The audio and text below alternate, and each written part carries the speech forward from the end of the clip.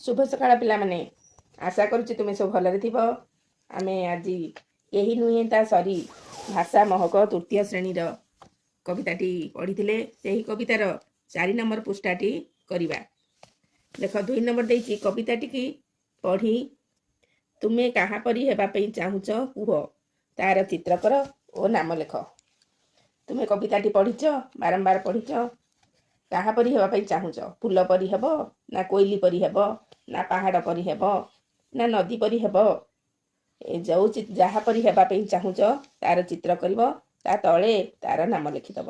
धन्यवाद।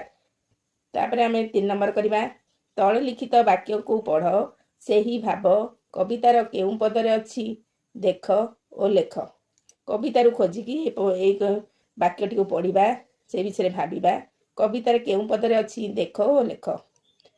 क नंबर मु जेउठारे रहिले भी कहार मनरे दुख देबी नहीं हला। कविता को खोलिब कोठी अच्छी देख हाँ दुख देबिनी काहारी मने आसु विपद बाधा ये धाड़ीटी को कवितारू आनी एठी लिखिनेब।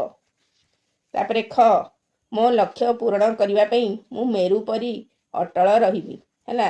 कविता को देखिब देख ये कवितार अच्छी पहाड़ सम स्थिर मनरे करिबी सबू काम ये धाड़ीटी को ए खरे लिखिनेब।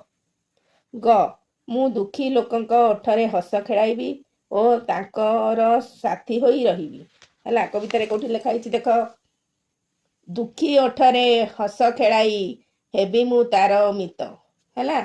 ए कवितार धाड़ीटी को आनी बही लिखिनेब। एहीपरी तुम्हें 2 नंबर 3 नंबर करी तुम श्रेणी ग्रुप रे शेयर करिब। रहुची तुमर राजश्री दीदी।